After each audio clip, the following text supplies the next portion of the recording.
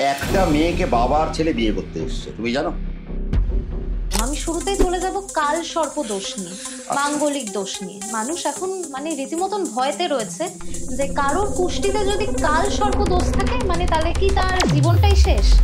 দান তো অনেক রকমের হয়। আমরা এখন বাসে ট্রেনে যাতায়াত করি, যখন অনেকে তাদের সামর্থ্য অনুযায়ী কিছু টাকা দেয়, তো ওটাও কি দান? বা কি ধরনের দান করলে সেটা ভালো? দান তো অনেক রকমেরই হয়। অধিকারীকে দাও, ভিখিরিকে দিও।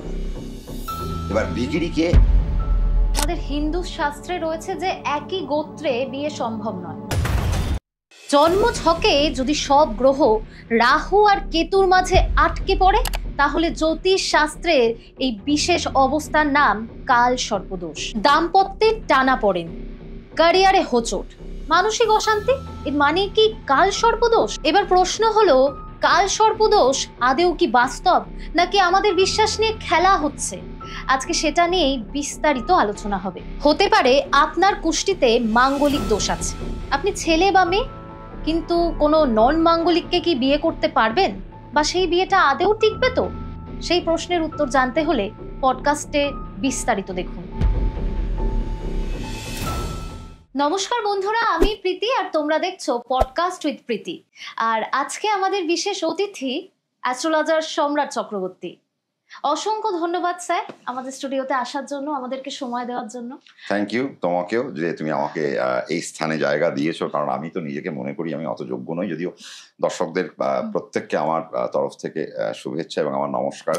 আর তোমাদের চ্যানেলটাতে যেন আরো তারা সাড়া দেয়, আরো সহযোগিতার হাতটা বাড়িয়ে দেয়, সে আশাটা তো আমি করবো। আজকে তুমি আমাকে কি জন্য ডাকলে, যদিও বিষয় অ্যাস্ট্রোলজি, তাহলে তোমার প্রশ্ন কি কি তুমি আমাকে নিশ্চয়ই করতে পারো। একদম, আমি শুরুতেই চলে যাব কাল সর্প দোষ নিয়ে, মাঙ্গলিক দোষ নিয়ে। মানুষ এখন রীতিমতন ভয়তে রয়েছে যে কারোর কুষ্টিতে যদি কাল সর্প দোষ থাকে তাহলে কি তার জীবনটাই শেষ। আচ্ছা, এটা কি তুমি শুনেছো নিশ্চয়ই কোথাও? হ্যাঁ, আমি এটা শুনেছি। এটা একটা চলছে যে কাল সর্প থাকলে মানুষের জীবনে কিছু হয় না। হ্যাঁ, আর একটা কি টার্ম বললে? মাঙ্গলিক দোষ। মাঙ্গলিক দোষ। মাঙ্গলিক দোষ থাকলে কিছু হয় না, কিন্তু বিষয়টা হচ্ছে যদি আমরা শাস্ত্রকে অধ্যয়ন করি তাহলে আমরা দেখব কাল সর্প দোষ বলে কিছু হয় না, কাল সর্প যোগ। কাল সর্প কি হয়? কাল সর্প হচ্ছে যোগ। এখন কাল সর্প দোষ নিয়ে মানুষের মধ্যে একটা অহেতুক একটা ভয় একটা চলছে। তার কারণ আমরা অনেক সময় আমরা আমাদের প্র্যাকটিস লাইফে আমরা দেখেছি অনেকেই যখন আসেন আমাদের কাছে, অনেক বাচ্চা বাচ্চা ছেলেরাও আসে যারা ধরো কলেজ পাশ করে গেছে, সরকারি চাকরির প্রস্তুতি নিচ্ছে বা প্রাইভেট সার্ভিসের প্রস্তুতি নিচ্ছে, বা কেউ হয়তো প্রাইভেট সার্ভিসে ঢুকেও গেছেন, কেউ হয়তো ব্যবসা করছেন, কিন্তু দেখা যাচ্ছে তাদের জীবিকায় তারা দাঁড়াতে পারছেন না, কোথাও না কোথাও একটা স্ট্রাগল তাদেরকে ফেস করতে হচ্ছে। এবার ন্যাচারালি আমি যদি ধরো আজকে আমি একটা কর্ম করতে গেলাম, এবার সেখানে গিয়ে যদি আমি বারংবার বাধা প্রাপ্ত হই, আমার মনে একটা প্রশ্ন জাগবে যে কি হচ্ছে আমার সাথে, কেন হচ্ছে? আমি যেখানে কাজ করতে যাচ্ছি সেখানে আমার ইমিডিয়েট বসের সাথে আমার ঝগড়া লেগে যাচ্ছে, আমার কলিগসরা আমার সাথে একটা দূরত্ব বজায় রাখছে, চাকরিটা আমার কালকে থাকবে কি থাকবে না সে নিয়ে একটা অনিশ্চয়তার মধ্যে আমরা ভোগ করছি। এই সব প্রশ্নের উত্তর খুঁজতে গেলে তখন আমরা মনে করি, আমাদের মনে হয় যেন আমাদের ন্যাটাল চার্টে কিছু প্রবলেম আমাদের আছে, নইলে আমার সাথে কেন হবে? আমরা সবসময় দেখবে একটা জিনিস ভাবি, কারোর সাথে হচ্ছে না, সব যেন আমার সাথে হচ্ছে, এটা আমরা ফিল করি। কিন্তু ওই একটা শব্দ আছে না বাংলায়, যে দূর থেকে কাশবন ঘন, ওপারেতে সর্বসুখ আমার বিশ্বাস। তো এই আর কি, যে আমরা মনে করি সবাই সুখে আছে, কিন্তু সবাই কিন্তু দুঃখে আছে, সবাই স্ট্রাগল করছে, কিন্তু আমার স্ট্রাগলটা আমরা কিন্তু নিতে পারি না। এবার যখন আমরা নিতে পারি না তখন আমরা কি করি? তখন আমরা জন্মছক নিয়ে অধ্যয়নে বসে যাই। এবার তুমি তো পারবে না জন্মছকটাকে অ্যানালাইসিস করতে, তার জন্য একজন স্পেশালিস্ট দরকার, বা একজন প্রফেশনাল দরকার, বা প্রফেশনাল একজন অ্যাস্ট্রোলজার দরকার। তো তারা যখন আমাদের কাছে আসছে, তাদের কেউ হয়তো দেখা গেল IBM এ চাকরি করছে, তার চাকরিটা চলে গেল, সে বললো দাদা আমার চাকরিটা, আমি রিজার্ভ বেঞ্চে চলে গেলাম, দেন আমার চাকরিটা চলে গেল, আমি ব্যবসা শুরু করলাম, কিন্তু তারপর থেকে এত ঋণ, আমি আজকে ঋণের দায় আমার ব্যবসাও বন্ধ, আজকে আমি বাড়ি থেকে বাড়ি ছাড়া, এমন অবস্থা। তো তখন তাদের মধ্যে প্রশ্ন আসে যে দাদা আমার কি কোনো কাল সর্প দোষ আছে? কারণ তারা শুনেছে শব্দগুলো বিভিন্ন, কারণ মিডিয়াতে শোনা যায় কাল সর্প দোষ, মাঙ্গলিক দোষ, কি আরেকটা শনির সাড়ে সাথী, এইসব নিয়ে আমরা অনেক সময় ভয় পাই যে তাহলে কি আমার সাড়ে সাথী লেগেছে, যে আমার মনে হয় আর কিছু কাজ হচ্ছে না, আমার কি আমার মঙ্গল কি খুব খারাপ, যে আমার সব কাজ আটকে যাচ্ছে, আমার চাকরি হচ্ছে না, ব্যবসা হচ্ছে না, আমি কোনো জায়গায় টিকতে পারছি না। আমার কি রাহু কেতুর একদিকে কোনো গ্রহ নেই বলে কি আজকে আমার এই জায়গায় এত সমস্যা হচ্ছে? কারণ কাল সর্প দোষটাকে সবাই এটাই বলে যে রাহু কেতুর একদিকে যদি কোনো গ্রহ না থাকে তাহলে তাকে কাল সর্প দোষ বলে। এটা মানে শোনা কথা আর কি, যদিও শাস্ত্রে এর কোনো উল্লেখ নেই। শাস্ত্রে যেটা বলা হচ্ছে এটা নিয়ে মানুষের একটা চিন্তা যে তার মানে আমার এই কালসর্প দোষটা আছে, এটাকে যদি আমি খণ্ডন করতে পারি আমি মনে হয় ব্যবসায় আবার সফল হব, আমি মনে হয় আবার চাকরিতে ফিরে যাব, বা আমার অর্থনৈতিক জীবন বা আমার জীবনের যা স্ট্রাগল বা যা হার্ডল সেগুলো হয়তো আমার জীবন থেকে দূরে চলে যাবে। কিন্তু কি জানো তো প্রীতি, বিষয়টা হচ্ছে যে আজকে আমরা কোথাও ভুল করছি। কি ভুল করছি? সেটা হচ্ছে আমরা টার্মগুলোকে খুব ভুলে ভরা টার্ম ইউজ করছি। কারণ কি? তার কারণ হচ্ছে জানার অভাব। এক, আজকে তুমি যেটা বললে কাল সর্প দোষ, কাল সর্প বলে কথাটা আছে, কিন্তু সেটা কি? সেটা হচ্ছে কাল সর্প যোগ। কেন এই যোগ? যোগ কখন হয়? যখন কোনো কিছু যুক্তি হয়, তাই তো?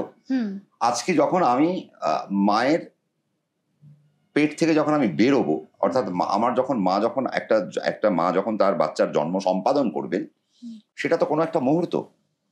ধরে নেওয়া যাক তোমার 1990 সালে তোমার দুপুর 2:30 তোমার জন্ম হয়েছে। তার মানে তোমার যোগটা কি হলো? দুপুর 2:30 একটি বডি জন্ম লাভ করলো। তার মানে একে আমরা কি বলি? কাল সর্প। কেন কাল সর্প? তার কাল মানে কি? কাল মানে হচ্ছে টাইম। সর্প মানে কি? সর্প মানে হচ্ছে বডি। আমরা কোথায় বডি পড়ি? তার কারণ দেখবে আমরা রাহুর গলা নেই, মাথা আছে, আর রাহুর যে বাকি পার্ট তাকে আমরা কেতু বলি, আর কেতুকে আমরা সিম্বলাইজড করি দেহ দিয়ে, সর্পাকৃতি দেহ, তাই তো? আমরা বলি সর্পাকৃতি দেহ। তার মানে এই জন্য সর্প নাম দেওয়া হয়েছে। তার মানে কাল মানে কি বলা হলো? কাল মানে মুহূর্ত। আমি কি বললাম? 1990 সালের 2:30 একটি বাচ্চার জন্ম হয়েছে, তার মানে ওইটা হলো কাল। আর যে বাচ্চাটি তার মায়ের পেট থেকে যখন জন্মগ্রহণ করলেন সেটি হলো সর্প। এবার কেন সেটি মুহূর্ত? তার কারণ হচ্ছে একটা বডি যখন আমাদের মায়ের শরীরের ভেতরে থাকে, সে যতক্ষণ না সূর্যের আলোয় আসছে বা ভূমিষ্ঠ হচ্ছে ততক্ষণ পর্যন্ত তার জন্ম সম্পাদন হচ্ছে না। বোঝাতে পারলাম? তাহলে এই যে জন্ম মুহূর্ত, তার মানে যে কালে একটি দেহ অর্থাৎ একটি সর্প জন্মগ্রহণ করিল তাহাকে কাল সর্প যোগ বলা হয়। তার মানে কাল সর্প যোগ মানে এক একটি জন্ম মুহূর্তকে কাল সর্প বলা হয়। আমরা করলাম কি? আমরা দুটো পয়সার স্বার্থে, দুটো পয়সা রোজগারের স্বার্থে খুব চটজলদি কিছু পয়সা আমি ইনকাম করব বলে আমরা কি করলাম? ম্যাক্সিমাম টাইমেই তুমি দেখবে যে রাহু কেতুর ম্যাক্সিমাম টাইমে দেখবে যে অনেক বা 50% তুমি চার্ট যদি দেখো, ফলো করো, রাহু আর কেতুর একদিকে সব ম্যাসিভ গ্রহ বসে রয়েছে, মানে 7টা গ্রহ বসে রয়েছে, আর বাকি পার্টে কোনো গ্রহ নেই, একটা দিক পুরো ফাঁকা। এই যে ফাঁকা অংশটাকে, এটাকে বলছে সবাই যে এটা আপনার কালসর্প দোষ তৈরি হয়েছে। তার মানে কালসর্প বেসিক্যালি কোনো দোষ না, কালসর্প হলো একটা বার্থ কে বলা হয় কালসর্প যোগ। তার মানে যে মুহূর্তে একটি দেহ, তার মানে আমাদের দেহকে সর্পাকৃতি দেওয়া হয়েছে। কেন সর্প? সেটাও তো একটা প্রশ্ন। তার কারণ আমাদের ভেতরে 7টা চক্র রয়েছে, তাই না? আচ্ছা, এবার তুমি যদি বলো একটি ডাক্তার, তার গাড়িতে ডক্টর লেখা আছে, কিন্তু তার সিম্বলটা কি? 3টে সাপ, ইরা, পিঙ্গলা, সুষুম্না, তাই তো? তার মানে আমাদের ভেতরে সর্পাকৃতি, এই যে নারী, এই যে কুণ্ডলী, তার মানে এই কুণ্ডলীকে সর্প বলা হচ্ছে। দেহটা তো একটা বাড়ি, কিন্তু এর ভেতরে সমস্ত কিছু, তার মানে আমরা বলি না অরা, আমরা অরাকে জেনারেট করব, আমরা ভালো অরায় নিয়ে যাব নিজেকে। তার মানে আমার এই ভেতরের সর্পগুলোকে জাগরিত করতে হবে। তার মানে যে মুহূর্তে একটি সর্প মানে একটি দেহ জন্মগ্রহণ করলো তাকে বলা হচ্ছে কালসর্প যোগ। কিন্তু একে আমি কালসর্প দোষ বলে আমি চালিয়ে নিচ্ছি কেন? যে না, আমার কাছে ক্যামেরাম্যান, তোমার এখানে যে ক্যামেরাম্যান আসছে সে হয়তো কালকে তার চাকরিটা চলে গেল তোমার কোম্পানি থেকে, সে আমাকে বুকিং করে এসে আসলো, সে আমি হয়তো বললাম তোমার তো কালসর্প দোষ আছে, তোমার এরকম কেন 5টা চাকরি, তোমার 50টা চাকরি পেলেও তোমার চলে যাবে, কালসর্প দোষ তোমাকে কাটাতে হবে। কিন্তু বেসিক্যালি কালসর্প দোষ কাটাতে গেলে তার মানে তো ওই বাচ্চাটাকে তো মেরেই ফেলতে হবে। তার মানে কালসর্প তো যোগ, তার মানে একটা জন্ম মুহূর্ত বা একটা জন্ম সম্পাদনকে কালসর্প বলা হচ্ছে। তাহলে এবার যদি তাকে দোষ বলি তাহলে সেটাকে নিবারণ করতে যাই, তাহলে সেই নিবারণ করতে গেলে তাহলে জীবনটাকে তো শেষ করে দিতে হবে। তাহলে কালসর্প দোষ বলে কিছু হয় না, কালসর্প যোগ হলো। তাহলে এবার ভেতরে যে আমার সর্পটাকে রয়েছে, এবার এই সর্পকে আমরা যতটা বেশি জাগরিত করতে পারছি সে তত বড় মানুষ। আজকে যদি তুমি বড় বড় সন্ন্যাসীর কথা শোনো তাহলে কি মনে হবে? যে তার ওরা কি ভালো, আরে বাবা তার কথা শুনতে আমার খুব ভালো লাগছে। তার মানে সে তার ভেতরের এই যে নারীগুলোকে সে কিন্তু জাগরিত করেছে, সে একটা টপ মোস্ট লেভেলে পৌঁছে গেছে। যে সেটা পারছে না সে আজকে প্রচুর পরিমাণে স্ট্রাগল করছে। আজকে আমাদের করণীয় কি? আজকে আমাদের করণীয় হচ্ছে এইসব কালসর্প মাঙ্গলিক, মাঙ্গলিক বলেও বেসিক্যালি কিছু হয় না প্রীতি। তার কারণ হচ্ছে আমাদের জন্মছক আমরা যখন খুলবো তখন আমরা দেখব আমাদের 12টা রাশি আছে। এই 12টা রাশির মধ্যে কোনো না কোনো অক্ষাংশ দ্রাঘিমাংশ অনুযায়ী, অর্থাৎ যে আমি ধরো 1990 সালের 2:30 যে জন্মটা হচ্ছে, সে যদি কলকাতায় জন্ম হয় তার লগ্ন একরকম হবে, সে যদি দিল্লিতে জন্মগ্রহণ করে তার লগ্ন আরেক রকম হবে, ওই টাইমে সে যদি নিউজিল্যান্ডে জন্মগ্রহণ করে তার লগ্ন আলাদা হয়ে যাবে। তার মানে চেঞ্জ হচ্ছে অক্ষাংশ দ্রাঘিমাংশ, লঙ্গিটিউড ল্যাটিটিউড অনুসারে আমার লগ্ন চেঞ্জ হচ্ছে, আমার দেহ, লগ্ন মানে দেহ, কেমন? তার মানে এই যে লগ্ন যে রাশিতে থাকলো তাকে আমরা প্রথম ভাব বলি। কি বলি? প্রথম ভাব। আমাদের জ্যোতিষশাস্ত্রে 12টা ভাব আছে। কটা ভাব? 12খানা ভাব আছে। এক একটা ভাব থেকে আমরা 12খানা ভাবের উত্তর খুঁজতে পারি। এক একটা ভাব থেকে আমরা 12টা ভাবের উত্তর খুঁজতে পারি। তাহলে 12টা ভাব থেকে, এক একটা ভাব থেকে যদি 12টা উত্তর পাই, 12টা ভাবের উত্তর, তাহলে 12টা ভাব থেকে কত উত্তর পাবো? 12 × 12 144টা উত্তর পাবো আমরা। তার মানে 12 ভাব থেকে আমরা 144 রকমের প্রশ্নের উত্তর নিজের জীবন সম্পর্কে আমরা খুঁজে পাবো। রাইট? এবার আমার বিবাহকারক গ্রহ কে হবে, আমার দেহকারক গ্রহ কে হবে, আমার মনের কারক গ্রহ কে হবে, আমার শিক্ষার কারক গ্রহ কে হবে, আমি বিদেশে যেতে চাই তার কারক গ্রহ কে হবে, আমার রুটি রোজগারের কারক গ্রহ কে হবে, আমার হাতে সম্পত্তি কত হবে তার কারক গ্রহ কে হবে, আমার ভাগ্য কেমন তার কারক গ্রহ কেমন হবে, আমার কর্ম কি রূপ তার ভাব কোনটি হবে, আমি কর্ম তো করলাম সেখান থেকে আমি অর্থ যে রোজগার করব তার ভাবটি কোথা থেকে পাবো আমি, আমার অর্থ তো আমি রোজগার করলাম কিন্তু তার সুখ ভোগ কোথা থেকে হবে সেটার আরেকটা ভাব, সেটা দ্বাদশ ভাব থেকে আমরা পাবো। তার মানে এইভাবে আমরা কিন্তু ভাবগুলোকে অ্যানালাইসিস করি। এবার তুমি যদি খুব সুন্দর করে খালি চোখে দেখো তাহলে একটা জিনিস দেখবে যে আমরা ওই যে 12টা ভাব আমরা যে দেখছি, এক একটা রাশির মালিক এক এক রকম। মেষ রাশির মালিক মঙ্গল, বৃষ রাশির মালিক শুক্র, আজকে মিথুন রাশির মালিক বুধ, তারপরে কর্কট রাশির মালিক চন্দ্র, সিংহ রাশির মালিক হয়ে গেলেন রবি, তারপরে কন্যা রাশির মালিক আবারও বুধ হয়ে গেলেন। আজকে যদি আমরা তুলা রাশি দেখি তার মালিক শুক্র, বৃশ্চিকের মালিক মঙ্গল, ধনুর মালিক বৃহস্পতি, মকরের মালিক শনি, কুম্ভের মালিক শনি, আবার মীনের মালিক বৃহস্পতি। তাহলে 12টা রাশি শেষ হয়ে গেল। কটা প্ল্যানেট আমরা পেলাম? আমরা পেলাম 7খানা প্ল্যানেট। তার মানে শুক্র পেয়ে গেলাম আমরা, মঙ্গল পেলাম, শুক্র পেলাম, বুধ পেলাম, চন্দ্র পেলাম, রবি পেলাম, বৃহস্পতি পেলাম, শনি পেলাম। রাইট?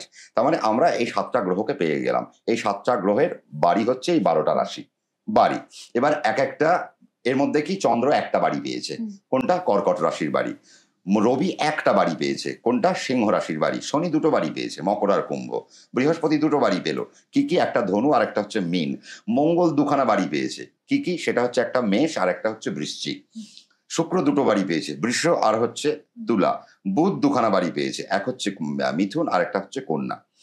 এবার আমি ধরে নিলাম তোমার জন্ম তুমি দেখলে, তোমার জন্ম তুমি দেখার পরে দেখলে তোমার লগ্নকে, তোমার লগ্ন হয়তো মিথুনে বসে রয়েছে, তার মানে তোমার লগ্নের যে ভাবের কারক গ্রহ সে হয়ে গেল বুধ। তার মানে তখন তোমার দেহের কারক গ্রহ হয়ে গেল বুধ। রাইট? এবার আমরা অনেক সময় ভাবি কি, আমরা অনেক সময় ভাবি বুধ মানে বুদ্ধির কারক গ্রহ। না, এটা হচ্ছে একদম চলতি কথা যে বুধ বুদ্ধির কারক গ্রহ না। আমার যখন লগ্ন, যে যখন লগ্ন সে তখন আমার বুদ্ধি, সে তখন আমার দেহের কারক গ্রহ। এই বুধ, তার মানে তুমি যদি গোনো তার মানে মিথুন, তারপরে কর্কট, তারপরে সিংহ, তারপরে কন্যা। এই কন্যা হচ্ছে মিথুনের 4র্থ ভাব। তার মানে তোমার এই বুধ যখন তোমার লগ্ন দেখছে, আবার সেই বুধ তোমার মায়ের স্বাস্থ্য, তোমার মায়ের উন্নতি, তোমার মায়ের কর্ম, তোমার মামাবাড়ির সুখ, তোমার নিজের বাড়ি, তোমার নিজের বাহন, তোমার নিজের গৃহ, তোমার নিজের গৃহের রূপ, তোমার নিজের গৃহ সুখ, মামাবাড়ি থেকে তুমি কত সম্পত্তি পাবে, তাহা ওই 4র্থ ভাব থেকে আর লগ্ন ভাব থেকে বিচার হবে। তাহলে বুধ কি হয়ে গেল এখানে? তোমার লগ্নপতি আর 4র্থপতি। এবার এই বুধকে আমি যদি পাল্টে দিই, ধরো তোমার মেষ লগ্ন হয়ে গেল, তাহলে মেষ লগ্ন যদি হয় তাহলে মিথুন হচ্ছে তার লগ্নের 3 নম্বর ঘর, আবার কন্যা হচ্ছে লগ্নের 6 নম্বর ঘর। দেখো কিভাবে পাল্টে যায়।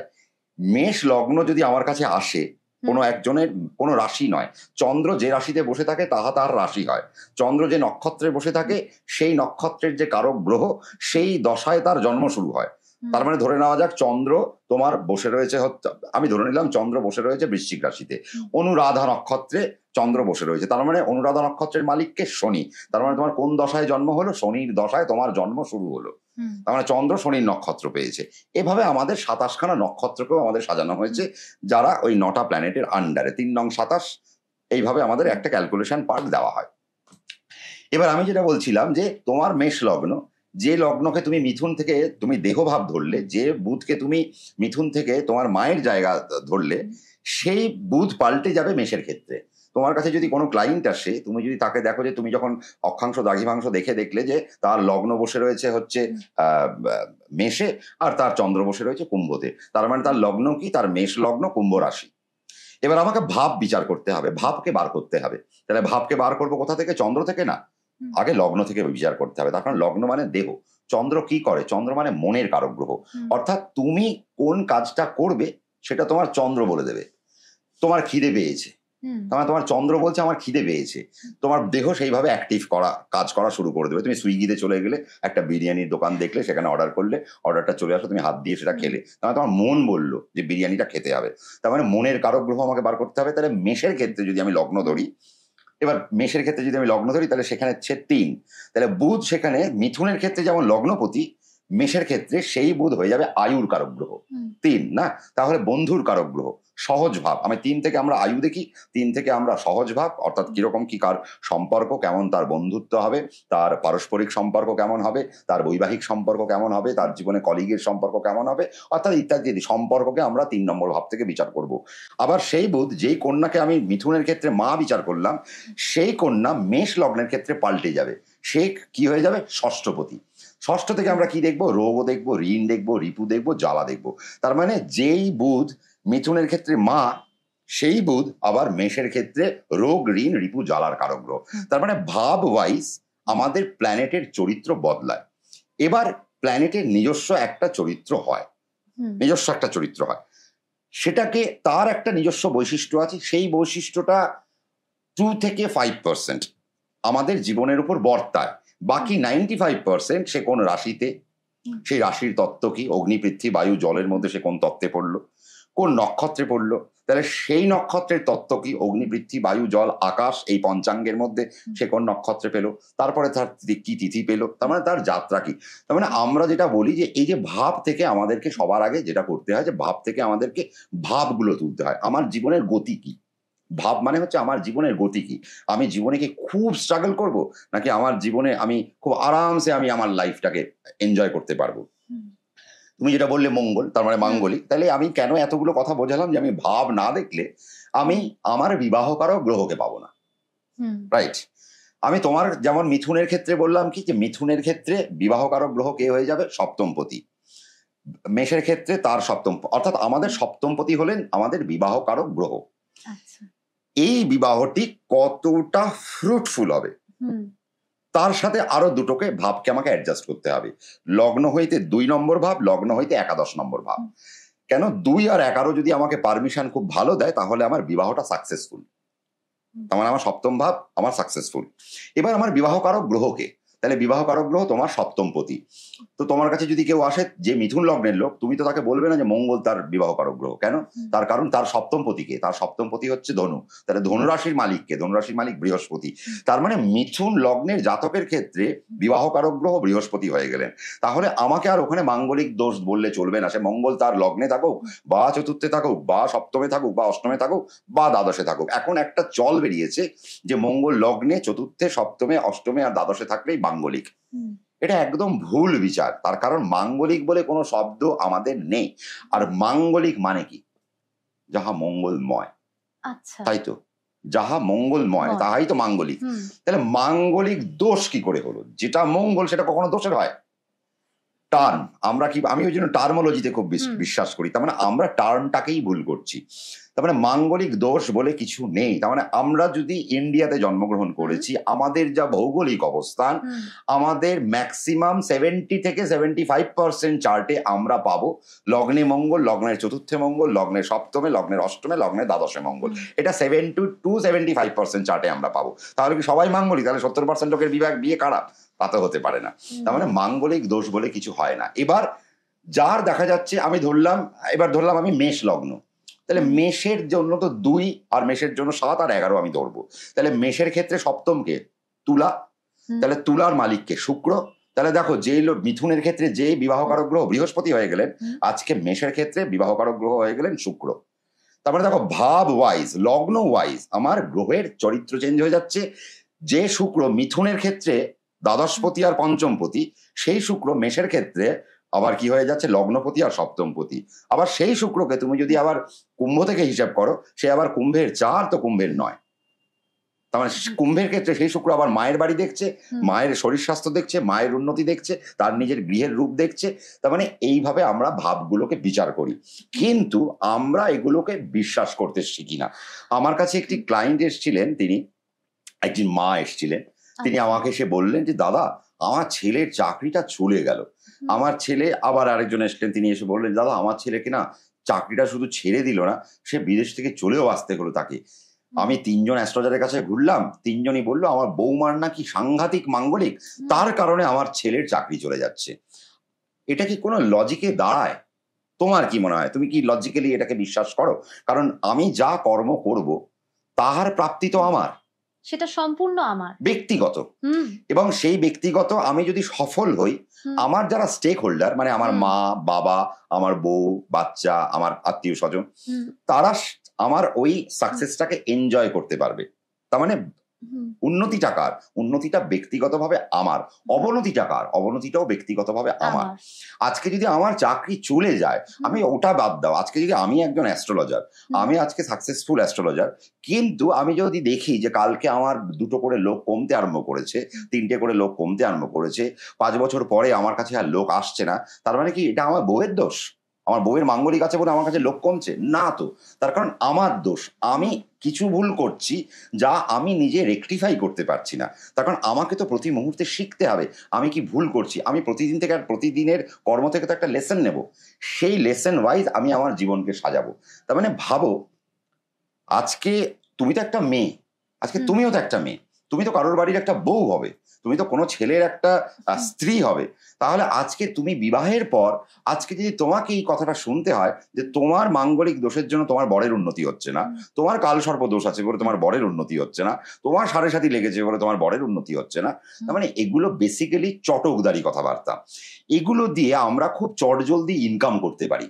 আমি বললাম আপনার মাঙ্গলিক দোষ আছে আপনার বৌমার, আপনি চলুন এটাকে কাটিয়ে নেওয়ার ব্যবস্থা করুন, শ্মশানে চলুন, আমি একটা হোমযজ্ঞ করবো, একটা মাদুলি করে দেবো, দিয়ে আপনি পড়িয়ে দিলে তার মাঙ্গলিক দোষ কেটে গেল। কিন্তু মাঙ্গলিক দোষটা যে কাটলো, আমি তো ডাক্তারখানায় গেলাম, আমার অ্যাপেন্ডিক্স অপারেশন হলো, আমার কিডনিতে স্টোন বা আমার পেটে স্টোন, ওটা অপারেশন হলো, ডাক্তার আফটার অপারেশন সাকসেসফুল হওয়ার পরে সেই বাড়ির লোককে এসে দেখাবে এই আপনার অ্যাপেন্ডিক্স, এই আপনার পাথর, তাই তো দেখাবে তো, নিশ্চয়ই দেখাবে তো। কিন্তু তুমি যখন মাঙ্গলিক দোষ কাটালে, তাহলে মঙ্গলের টুকরোটা তো তোমার হাতে দেবে, কোথায় সেই টুকরোটা? বা মঙ্গলকে তো সেই চার্ট থেকে সরে যেতে হবে। যদি তোমার অষ্টমে মঙ্গল থাকে, সেই মঙ্গল যদি চার্টে থেকে যায়, তাহলে সেই মঙ্গলকে তো চার্ট থেকে সরে যেতে হবে, যে মাঙ্গলিক দোষ কেটে গেল। কই, সে তো সরলো না, সে তো সেই জন্মকালীন যেখানে অষ্টমে বসেছিল সেই অষ্টমেই বসে থাকলো। তার মানে আমরা প্যারামিটার বুঝি না। আমাদেরকে এই যে 9টা গ্রহ, এই 9টা গ্রহ কেউ না, এই 9টা গ্রহের কোনো অস্তিত্বই নেই আমাদের জীবনে। আমরা ছোটবেলায় ওই যে একটা অ্যালজেব্রা করার সময় আমরা পড়েছি না, কনস্ট্যান্ট কে ধরতাম, একটা কনস্ট্যান্ট ধ্রুবক ধরতাম। তো আজকে ওই অ্যালজেব্রার মতো এরা একটা এনার্জি, এই এনার্জি আমার শরীরে কতটা সেটা কে বলবে? সেটা আমার চার্টে ওই প্ল্যানেটের পজিশন বলবে। তার কারণ কি? তা দেখো অনেক বলতে হবে। তাহলে তার কারণ কি? আজকে যদি মঙ্গলকে আমি মাঙ্গলিক ধরি, মঙ্গলের তো নিজের বিয়েই হয়নি, মঙ্গল তো কুমার, সে বিয়ের কি বোঝে? সে বিবাহকারক গ্রহ হয়ে গেল কি করে? তার মানে সে তো, আর মঙ্গল তো কুমার, একটা বাচ্চা ছেলে যেখানে যাবে সেই জায়গাটা আনন্দে ভরিয়ে তুলবে, তাই না? তোমার সেই বাচ্চাটাকে আদর করতে ইচ্ছা করবে, একটা গালটা টিপে দিতে ইচ্ছা করবে, রসগোল্লার মতো গাল হলে তার গালটা টিপে দিতে ইচ্ছা করবে। তার মানে সে তো কুমার, তাকে তো সবাই আদর করে। তাহলে তার সাথে বিবাহের কোনো সম্পর্ক নেই। বিবাহের সম্পর্ক তার সাথেও আছে। কখন? যদি তোমার বৃষ লগ্ন হয়, তখন তোমার সপ্তমকে বৃশ্চিক, তখন মঙ্গল তোমার বিবাহকারক গ্রহ। আচ্ছা, যদি তোমার তুলা লগ্ন হয়, তখন তোমার উল্টো দিক হচ্ছে তোমার সপ্তম হয়ে গেল মেষ, মেষের মালিককে মঙ্গল। সেই ক্ষেত্রে মানে বৃষর ক্ষেত্রে আর তুলার ক্ষেত্রে শুধুমাত্র মঙ্গল বিবাহকারক গ্রহ, বাকিদের ক্ষেত্রে তো নয়। তাহলে মাঙ্গলিক দোষের অস্তিত্ব কোথায়? তার মানে টার্মটা পুরোটাই ভুল। আর মাঙ্গলিক দোষ বলে কোনো কিছু হয় না। যাহা মাঙ্গলিক তাহা মঙ্গলময়, আর যাহা মঙ্গলময় তাহা সর্বদাই আনন্দের, তাহা কোনোদিন দোষের তো নয়, তাই না? তার মানে এই বিষয়টা হচ্ছে যে আজকে এটা দোষটা আমাদের দোষটা কেন? তার কারণ আমাদের মানে হচ্ছে ক্লায়েন্টেরও দোষ। তার কারণ আমার কাছে এসে লোকে খুব প্রশ্ন করে যে দাদা আমার মাঙ্গলিক আছে কিনা, আমার কালসর্প আছে কিনা, আমার সাড়ে সাথে লেগেছে কিনা। তুমি তো জানোই না তোমাকে গ্রহ কিভাবে ফল দেবে। তুমি 5টা চ্যানেলে শুনে নিলে যে মাঙ্গলিক দোষ থাকলে সবার এরূপ হয়, তা মাঙ্গলিক দোষ তো অ্যাভারেজ 70% লোকের আছে। তাহলে 70% লোক কি একই জীবনযাপন করবে? না তো। কারো কারো মঙ্গল লগ্নে থাকলে আমি দেখেছি সে ভালো স্পোর্টসম্যান, আজকে যার চতুর্থে মঙ্গল সে তো ভালো অ্যাডমিনিস্ট্রেটিভ অফিসার, যার অষ্টমে মঙ্গল সে তো ভালো প্রমোটার, যার সপ্তমে মঙ্গল সে তো ভালো এজেন্ট, যার দ্বাদশে মঙ্গল সে তো বিদেশে দাপটের সাথে কাজ করছে। তাহলে আমাকে তো সেগুলো ভাবতে হবে। তাহলে সেখানে মঙ্গল মাঙ্গলিক দোষ বলে তো আমার লাভ নেই। আমার কাছে যে ব্যক্তি এসছে তার যদি চাকরি চলে যায় সেটা তার বউয়ের দোষ না। আজকে তোমার বরের যদি চাকরি চলে যায় সেটা তোমার মঙ্গলের দোষ না, তোমার কালসর্পের দোষ না, তোমার সাড়ে সাতির দোষ না। তার চার্টে এমন কোন দশা, এমন কোন অন্তর্দশা, এমন কোন প্রত্যন্তর দশা বা সূক্ষ্ম দশা বা প্রাণদশা কানেক্ট হয়েছে যার কারণে তার সেই চাকরিটি সেই মুহূর্তে চলে গেল। এছাড়াও গ্রহ অন্যরকম ভাবে ফল দেয়। আমাদের নবতারা চক্র বলে একটা কথা আছে। আমাদের নবতারা চক্র মানে কি? আমাদের 27টা নক্ষত্র ভাই। এই 27টা নক্ষত্র মানে আমাদের গ্রহ কটা? আমাদের গ্রহ 9টা। আমরা যাই নবগ্রহ জানি, তাহলে আর নক্ষত্র কটা বললাম? 27টা। কিন্তু গ্রহ কটা? 9টা। তাহলে 27কে যদি আমি 9 দিয়ে ভাগ করি তাহলে কি আসে? 3 নং 27, তাই তো? তাহলে এক একটা গ্রহের আন্ডারে কটা করে তারা পড়লো? 3টে করে তারা পড়লো। তাহলে কি বললাম আমি? নবতারা চক্র। ঠিক আছে, এবার দেখো এখানে কি কি টার্ম আছে। নবতারা চক্রে জন্ম, সম্পদ, বিপদ, ক্ষেম, প্রত্যরী, সাধক, বধ, মিত্র, অতিমিত্র। কেমন? কি কি বললাম? জন্ম, তারপরে কি বললাম? সম্পদ। জন্ম মানে বার্থ, সম্পদ মানে ওয়েলথ, বিপদ মানে ডেঞ্জার। আজকে ক্ষেম মানে জনকল্যাণমূলক বা যেটা মঙ্গলময়, যেটা আমরা এক্ষুনি আলোচনা করছিলাম। আজকে জন্ম, সম্পদ, বিপদ, ক্ষেম, প্রত্যরী মানে যেটা এনিমি, যার একটা শত্রুতা থাকবে। প্রতিওরি মানে ওর শত্রুর প্রতি, তাহলে শত্রুর মতো ব্যবহার করা, তাহলে প্রত্যরী। তাহলে জন্ম, সম্পদ, বিপদ, ক্ষেম, প্রত্যরী, সাধক মানে যে সাধনা করে, যেটা ভীষণ পিওর, তার মানে সাধক। বধ মানে যেখানে মৃত্যু, ডেথ। মিত্র মানে ফ্রেন্ড, অতিমিত্র, বেটার ফ্রেন্ড, আরো বেশি বন্ধুত্ব। তার মানে আমাদের এই যে নবতারা, তার মানে আমাদের এই যে গ্রহরা যে সঞ্চার করছে, প্রতিটা তারার উপর দিয়ে তারা পাস করছে। আজকে তোমার সপ্তমপতি যখন বধে গিয়ে দাঁড়িয়েছে তখন, বা তোমার 2, 7 আর 11 যখন বধ তারার উপর দিয়ে যাবে, তোমার দশা অন্তর্দশা সেই সময় যদি নেগেটিভ জোনে থাকে তাহলে তোমার বিবাহটা ড্যামেজ হয়ে যাবে, তোমার বিয়ে গিয়ে কোর্টে দাঁড়ালো, তোমার গিয়ে ডিভোর্সের মতো একটা জায়গা তৈরি হলো। সেটা 1 বছর পরে হতে পারে, সেটা বিয়ের 10 বছর পরে হতে পারে, বিয়ের 30 বছর পরে হতে পারে। আমি দেখেছি, আমার দেখা একজন ভদ্রমহিলা আমার কাছে কৃষ্ণনগরে দেখাতে এসেছিলেন। 68 বছর বয়স ভদ্রমহিলা, তার হাজবেন্ডের বয়স 74 বছর। সেই মুহূর্তে তার প্রশ্ন যে দাদা আমি তো মরতে বসেছি, 2 পা হেঁটে, তো এবার আমি ওই খাটে উঠবো, কিন্তু আমি মরার আগে ডিভোর্সটা চাই। বোঝাতে পারলাম? তার মানে তার অত বুড়ো বয়সে এসে তার ওই দশা অন্তর, তার মানে তার কি মাঙ্গলিক দোষ বলবে? তাহলে মাঙ্গলিক দোষ থাকলে তাহলে এত বছর পরে এসে তার কেন বিয়েটা, 68 বছর বয়সে এসে তার বিয়েটা ভাঙবে কেন? তার মানে কথাগুলো, এই যে শনিকে নিয়ে আমরা বলি শনি চন্দ্রের কাছাকাছি এসছে, তার মানে সাড়ে সাথী লাগছে। এখন বলে না চন্দ্রের আগের ঘরে থাকলে শনি সাড়ে সাথী, যে চন্দ্র যে ঘরে সেই ঘরে শনি থাকলে সাড়ে সাথী, চন্দ্রের পরের ঘরে গেলে সেটাও সাড়ে সাথী। কিন্তু বেসিক্যালি তো তা নয়। চন্দ্র ফাস্ট অ্যান্ড ফিউরিয়াস একটা প্ল্যানেট, শনি স্লোয়েস্ট প্ল্যানেট। তাহলে একটা প্ল্যানেট যে বৃদ্ধকারক, আরেকটি প্ল্যানেট যে যুবক। তাহলে আমি যদি আমার ঠাকুমার সাথে পুজো দেখতে বেরোই, আমার ঠাকুমার সাথে আমি ঠাকুর দেখতে বেরিয়েছি, তা আমার ঠাকুমা তো 10 মানে খুব আস্তে আস্তে হাঁটবে। এবার আমি তো যুবক, আমি তো টক টক টক টক করে বেরিয়ে চলে যাব। কিন্তু আমি যদি আমার ঠাকুমার সাথে পুজোটা আনন্দ করতে চাই তাহলে আমাকে কিরূপ হতে হবে? আমাকে আমার ঠাকুমার মতো পরিচয় নিয়ে আসতে হবে। আমি জোরে দৌড়তে পারি কিন্তু আমাকে আস্তে হাঁটতে হবে, ঠাকুমার হাতটা ধরে নিতে হবে, ঠাকুমাকে অ্যাকসেপ্ট, ঠাকুমা যাতে পড়ে না যায়, কারণ ঠাকুমাকে নিয়ে আমি ঠাকুর দেখতে বেরিয়েছি। তো শনি তোমার রাশিতে এসছে, অ্যাকসেপ্ট করতে শেখো, তার মতো করে আচরণ করতে শেখো। তার মানে সেই সময় চন্দ্রকে দুরন্তপনা করলে হবে না, আজকে আমার এক্ষুনি চাই বললে হবে না, কারণ শনি তোমাকে আজকে যেটা চেয়েছো সেই কর্মটা তুমি যদি করো, শনি তোমাকে 2 দিন বাদে দেবে। তার কারণ তার ফল দেওয়ার ক্ষমতাটাই ওইরূপ। সে বৃদ্ধকালীন প্ল্যানেট, তার কারণ সে একটা রাশিতে 30 মাস ধরে বসে থাকে, 2.5 বছর ধরে বসে থাকে। আর সেই চন্দ্র একটা রাশি পার করতে 2.25 দিন সময় নেয়। তার মানে এই যে টেম্পারামেন্ট, আমার যে প্ল্যানেটের যে টেম্পারামেন্ট, আমার প্ল্যানেটের যে ফিচার্স, আমাকে সেটাকে তো জানতে হবে, বুঝতে হবে। আমি যদি সেই ফিচার্সকে যদি আমি অ্যাডজাস্ট না করি, তাহলে তো আমার ভাই গাড়ি চলবে না, গাড়ি তো মাঝপথে দাঁড়িয়ে যাবে। তো বিষয়টা হচ্ছে যে শনি রাশিতে আসলে ভয় পাওয়ার কিছু নেই, তখন স্লো হয়ে যাও, স্টেডি হয়ে যাও। তখন একটাই motto of life, slow but steady wins the race. এটা যদি আমি করতে পারি, আমি শনির সাড়ে সাথীতে বড়লোক হয়ে যাব। শনি যখন আমার রাশিতে এসছে আমি বড়লোক হয়ে যাব। আর শনি যখন রাশিতে আসে মানুষ বড়লোক হয় কেন? শনি যখন রাশিতে আসবে, এবার ধরো শনি চন্দ্রের কাছে যখন আসলো, তার মানে শনি তো চন্দ্রের কাছে তো থাকবে অনেকদিন, 2.5 বছর ধরে থাকবে। তার মানে আজকে ধরো আমি IBM এ চাকরি করছি, বা চাকরিটা আমি চেঞ্জ করব। শনি হাঁটতে হাঁটতে আর তোমার প্রত্যরী তারায় গিয়ে পৌঁছলো। শনি তোমার হচ্ছে কর্মপতি। তাহলে আমি কর্ম চেঞ্জ করব। আমার কর্মপতি কোথায়? প্রত্যরী তারায়। আমি চাকরিটা দুম করে চেঞ্জ করে ফেললাম। সেই সময় আমার হাইক প্রয়োজন। আমি অনেকদিন এই কোম্পানিতে হয়ে গেল, 5 বছর হয়ে গেছে, হাইক দিচ্ছে না। আমার একটা দুম করে আমি একটা সুইচ করব। সুইচটা IBM থেকে আমি অ্যাকসেঞ্চারে করলাম। কিন্তু যখন শনি কর্মপতি আমার প্রত্যরী তারায়, যেই গেলাম সেখানে আমার শত্রু তৈরি হলো। ইমিডিয়েট বস আমার শত্রু তৈরি হয়ে গেল। আমি একটা প্রজেক্টে ঢুকলাম, কিন্তু সেই প্রজেক্টটা আস্তে আস্তে আমার হাত থেকে বেরোতে আরম্ভ করলো। আমি রিজার্ভ বেঞ্চে চলে গেলাম। এরপরে কি হলো? আমার চাকরিটাই চলে গেল। তা কেন? তার কারণ আমি নবতারা চক্রকে ফলো করিনি।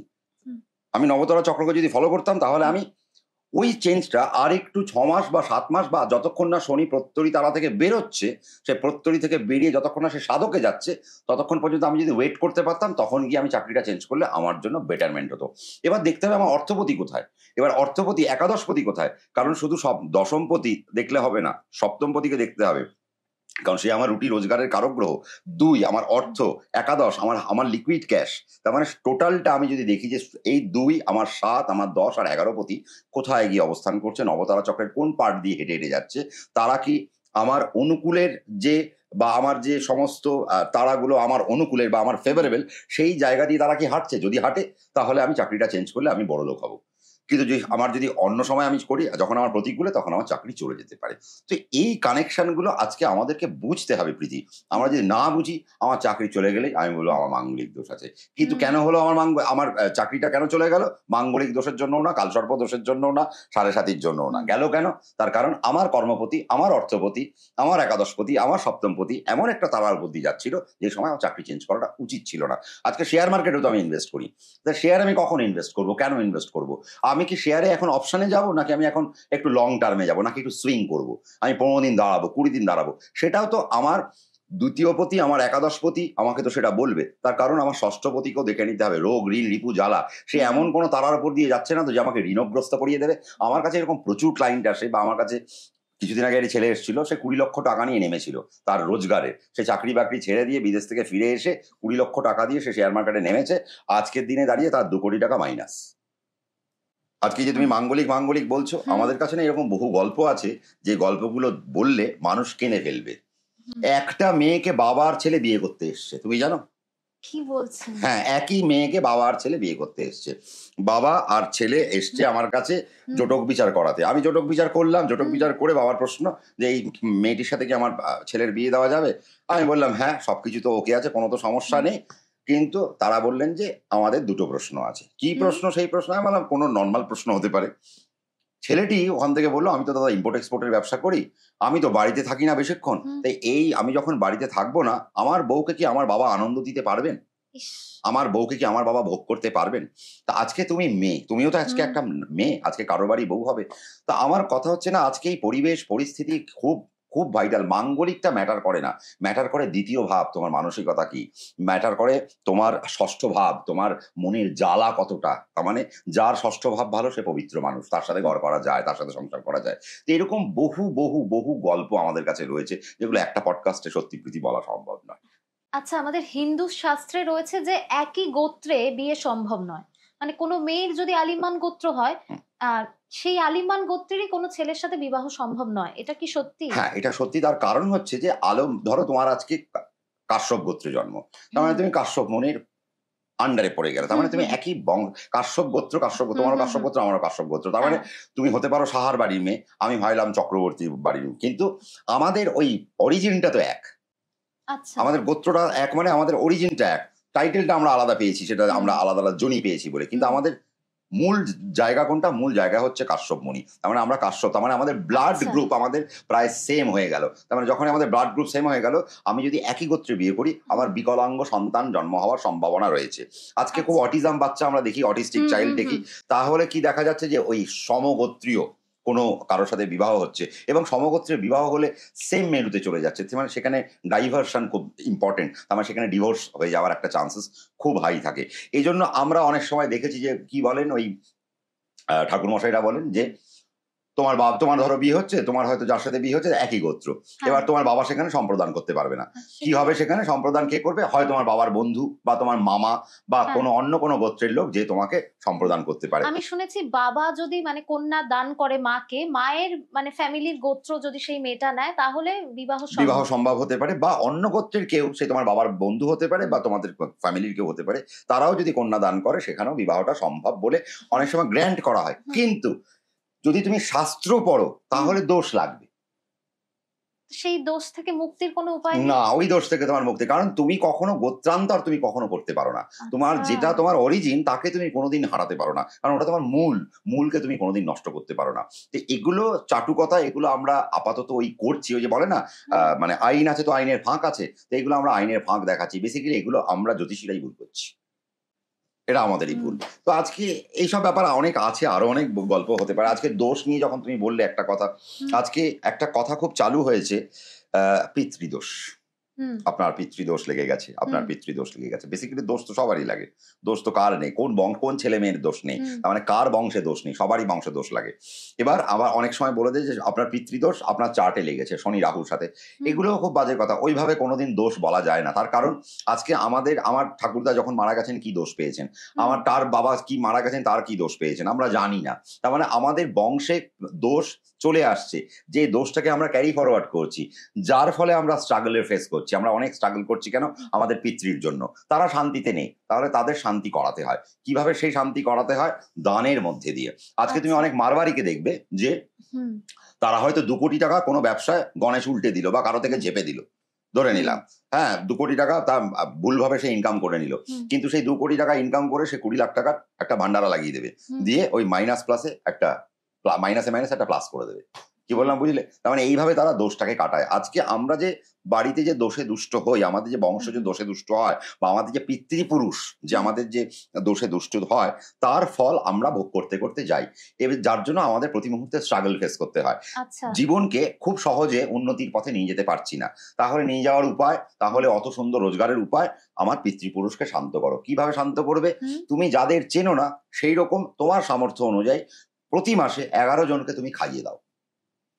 যদি তুমি 11 জনকে খাইয়ে দিতে পারো এবং তাদেরকে যদি বলতে পারো যে তুমি আমার যে বংশের যারা আছেন, যে আমার অ্যানসেস্টার যারা রয়েছে, আমার পূর্বপুরুষ যারা রয়েছেন, তাদেরকে একটু আপনি বলুন, যেন আপনারা বলুন যে তারা যেন শান্তিতে থাকে, তাদের সমস্ত দোষ বা তারা যাতে সমস্ত কিছু যেন ঈশ্বর ক্ষমা করে দেন। এইভাবে প্রতি মাসে যদি তুমি এরকম 11 জন করে নারায়ণ সেবা করতে আরম্ভ করো, সামর্থ্য অনুযায়ী, কেউ 11 জন করবে, কেউ 111 জন করবে, কেউ 100 জনকে খাওয়াবে, কেউ 500 জনকে খাওয়াবে, কেউ 1000 জনকে খাওয়াবে, সেটা তার ফিনান্সিয়াল স্টেবিলিটির উপর।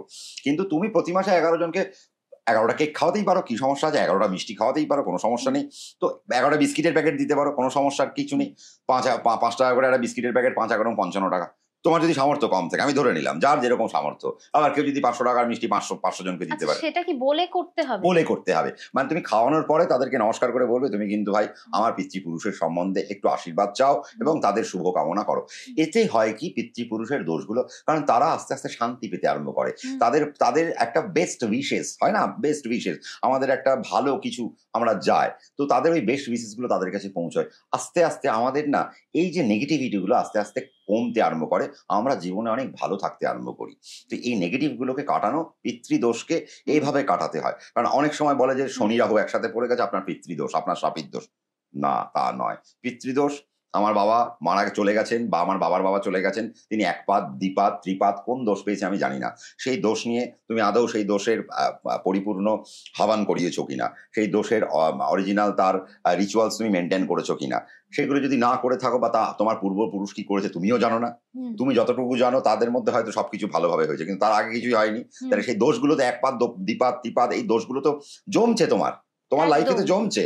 তাহলে এবার ধরো একটা মেয়েদের ক্ষেত্রে কেমন হয়, একটা মেয়ের বিয়ের আগে খুব ভালো ছিল, যে একটা বাড়িতে গেল, বিয়ের পর সেই বাড়িতে গিয়ে সেই মেয়েটার খারাপ হওয়া শুরু হলো। তার কারণ কি? সে যখন গোত্রান্তর হয়ে সে যখন সেই বাড়িতে গেল, এবার সেই বাড়ির নাম করে তো সে মাথায় সিঁদুরটা পড়ছে, তার মানে তার বংশের যাহা নেগেটিভ দুম করে তোমার মধ্যেও সেটা, ধরো তুমি তোমার বিয়ে হলো, সেই মেয়েটির মধ্যে, যারই বিয়ে হলো সেই মেয়েটির মধ্যে সঞ্চার করতে আরম্ভ করলো। তার মানে তাকেও সেই ফেসটা খেতে হলো। আবার অনেক সময় দেখা যায় যে বিয়ের পর সেই মেয়ের ওরা অনেক হাই, ভীষণ হাই, সেই মেয়েকে সেই বাড়িতে টিকতেই দেবে না, ওখান থেকে বের করে আনবে, ডিভোর্স ফিভোর্স করিয়ে তাকে বের করে দেবে। তো এটাও একটা জনকল্যাণমূলক কথা যেটা কেউ জানে না। তার মানে সেই মেয়েটার ভালোর স্বার্থেই তার ডিভোর্স হলো এবং তার পিতৃপুরুষ দাঁড়িয়ে থেকে সেই ডিভোর্সটা করাবে। তার কারণ সেই বাড়িতে অনেক নেগেটিভ রয়েছে, তার বংশে অনেক নেগেটিভ রয়েছে। তো এগুলো দেখা যায় না, ইনট্যাঞ্জিবল বা invisible, but you have to face it in your life span. তো এটা ম্যাটার করে। জানি একটু বিরক্ত করছি, পডকাস্টের মাঝেই চলে এসেছি, তবে আপনি কিন্তু সাবস্ক্রাইব করতে ভুলে যাচ্ছেন। আপনার একটা ভালো সাবস্ক্রাইব আমাদেরকে কিন্তু ভালো ভালো গেস্ট আনতে অনেক সাহায্য করে। আচ্ছা, দান তো অনেক রকমের হয়। আমরা এখন বাসে ট্রেনে যাতায়াত করি, যখন অনেকে তাদের সামর্থ্য অনুযায়ী কিছু টাকা দেয়, তো ওটাও কি দান, বা কি ধরনের দান করলে সেটা ভালো? দান তো অনেক রকমেরই হয়। অধিকারীকে দাও, ভিখিরিকে দিও না। এবার ভিখিরি যার সামর্থ্য আছে, যার দুটো পা দুটো হাত বজায় রয়েছে, কিন্তু সে তবু তোমার কাছে এসে বলবে মা কিছু দাও, তাকে কবরদার দিও না। তার কারণ সে একটা দোকানে কাজ করে খেতে পারে, সে একটা চায়ের দোকানে কাজ করে খেতে পারে, লোকের বাড়ির বাসন মেজে খেতে পারে, তাহলে তার তো কর্ম সে করছে না, সে তো হাত পেতে খাচ্ছে। তার মানে সে ভিখিরি, তার মানে সে অধিকারী না। অধিকারীকে তোমার পাশের বাড়িতে দেখলে একটা বাচ্চা, সে হয়তো একটা টিনের চালে থাকে বা কুড়ে ঘরে থাকে, তার বাবাটি নেই, তার বাবা চলে গেছে, তার মা হয়তো লোকের বাড়িতে বাসন মাজছে, সে পড়াশোনা করতে চায়, সে হয়তো অত্যন্ত মেধাবী একজন স্টুডেন্ট। তোমার কষ্ট হচ্ছে, তুমি তার পাশে দাঁড়াবে। কিভাবে দাঁড়াবে? তাকে দুটো বই কিনে দাও, তার স্কুলের ফিস দিয়ে দাও। এই দান হচ্ছে বড় দান। কোনো বাবা তার মেয়েকে পার করতে পারছে না, সেখানে তুমি কিছু হেল্প করো, এ দান বড় দান। আর যাদের চেনো না তাদেরকে তুমি ওই যেদিনকে খাওয়াবে, যেদিনকে আমি পিতৃদোষ কাটাতে বললাম, সেদিনকে তুমি ওই যাদেরকে 11 জনকে তুমি বিস্কিটের প্যাকেট দিচ্ছ, সাথে তুমি তোমার সামর্থ্য অনুযায়ী 10 টাকা, 1 টাকা, 50 টাকা, 100 টাকা, যেটা দেবে সেই জায়গায় তুমি দাও, সেটা পিতৃপুরুষের নামে। আর ওটা সবাইকে সমান দিতে হবে। তুমি যদি একজনকে 10 টাকা দাও, তার মানে 11 জনকেই 10 টাকাই করেই দিতে হবে। হ্যাঁ, তুমি যদি 100 টাকা দাও, ওই 10 জনকে 100 টাকা করেই দিতে হবে। এইভাবে আমরা আমাদের কর্মকে আমরা সুন্দর জায়গায় নিয়ে যেতে পারি। আর যখনই নিয়ে যাব, তখন আমাদের জন্মছকটা আস্তে আস্তে একটা ভালো ভাইবস দিতে আরম্ভ করবে। পডকাস্টের এই পর্ব এখানেই শেষ। তবে আপনি কমেন্ট করে প্রীতিকে জানাতে ভুলবেন না যে আগামী দিনে আপনি কি ধরনের পডকাস্ট দেখতে চান।